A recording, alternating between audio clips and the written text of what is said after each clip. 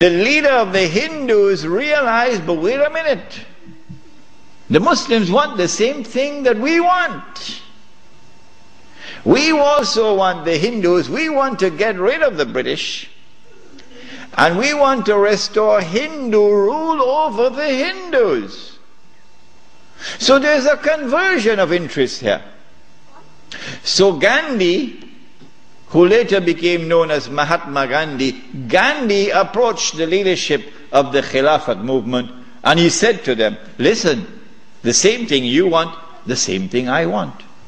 So why don't we join forces? Will you allow me to join the Khilafat movement?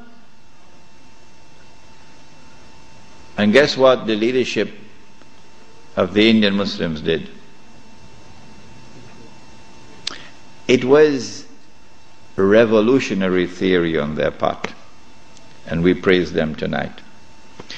They admitted, they accepted the offer of Gandhi, and they formed an alliance. And so the Khilafat movement in India now became a Hindu-Muslim alliance for the purpose of getting rid of British rule. And then that would replace, that which would replace British rule would be Islamic rule over Muslims and Hindu rule over Hindus.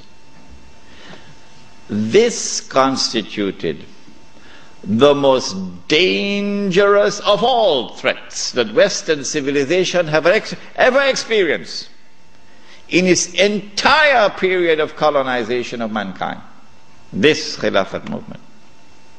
Because the Western objective was to demolish every existing state structure in the world and replace it with the secular state. So that eventually the secular state could be brought under the umbrella of a League of Nations and eventually a United Nations, and this would be political globalization at work. If the Khilafat movement were to succeed, then one of the most important communities in the world, the Indian Muslims, will escape. Because when the British withdrew, Muslims will be ruled by Islam and Hindus will be ruled by Hinduism. Between 1920 and 1924, the Khilafat movement was building up steam at an alarming rate. And by 1924, the British had calculated, we have to get rid of this Khilafat movement. And the only way we can think of now is to abolish the Khilafat. And so they put the pressure on Mustafa Kemal. As soon as the Khilafat was abolished, the Khilafat movement in India began to lose steam. In the same year that it was abolished in 1924, in that same year, the secularly minded British, in Indian language they call it chamcha, the stooges of the British in India, the brown-skinned Englishmen parading as Muslims, of whom the prince of them all was the grandfather of the present Aga Khan, Karim Aga Khan's grandfather. They now restore an organization called the All India Muslim League. The All India Muslim League is led by men who don't know Islam and don't live Islam. And these are the people who now wage a struggle for the liberation of the Muslims from British rule to be replaced, not with rule of Islam, oh no, but rather by the rule of the secular Republic of Pakistan and the secular Republic of India. So that Pakistan and India could be embraced within the community of secular nation states. But of course you had to put a little red herring to fool the people. So you have to make it appear as though Pakistan is going to emerge as an Islamic state, but that's just dust in their eyes, to fool those who see with only one eye. And so in 1924, on the 3rd of March, the Caliphate was abolished. When the Caliphate was abolished, Sharif al-Hussein realized that he was in grave danger now. So long as there was a Khalifa in Istanbul, the British needed him. But now that the Caliphate was destroyed, abolished, Sharif al-Hussein now realizes the plan. He says, oh my gosh, they're going to send Abdulaziz ibn Saud to cut my throat now. In exactly the same way that Abdullah of Jordan is now realizing, as soon as Bush attacks Iraq, that is the end of me. So Sharif al-Hussein decides 4 days later, on the 7th of March 1924, to claim the Khilafah for himself. But when you're a client state of Britain, you can't do that. You have to first apply to the British government for permission to become the Khalifa. He didn't do that. As soon as Sharif al-Hussein claimed the Khilafat for himself on the 7th of March 1924, you're going to get all of this information in that book which is outside, the Caliphate, the Hijaz, and the Saudi Wahhabi nation state. As soon as he did that, Britain gave the green light to Abdulaziz. Attack. Within 6 months, the Saudi army of Abdulaziz ibn Saud conquered Mecca. And Abdulaziz and Sharif Hussein packed his suitcase and off he went. British took him away. This one the Americans will take out of Jordan.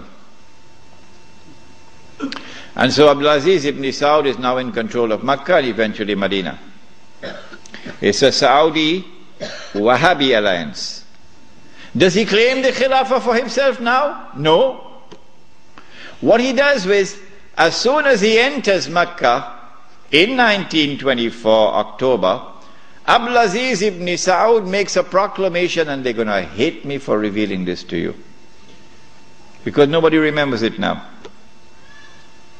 The proclamation which he makes is that this land belongs to the entire Ummah. This land belongs to the entire Ummah. I wonder how a Pakistani or a Bengali Muslim will feel when he hears that, and he's been rounded up like dogs, stray dogs, and put on trucks because he's overstayed his visa, while white-skinned Americans and British are treated like princes in the Holy Land. How will a Pakistani or Indian or Bangladeshi feel? This land belongs to the entire Ummah. And it is for the Ummah, not for Abdulaziz ibn Saud, for the Ummah to establish the government which will rule over this land. That is his proclamation in 1924. But in cricket it's called playing for time. He did this because in April of 1924, Al-Azhar University had responded to the Turkish abolition of the Khilafah. What did they do? Al-Azhar University declared that this was bid'ah and haram to abolish the Khilafah. And therefore we must respond to it.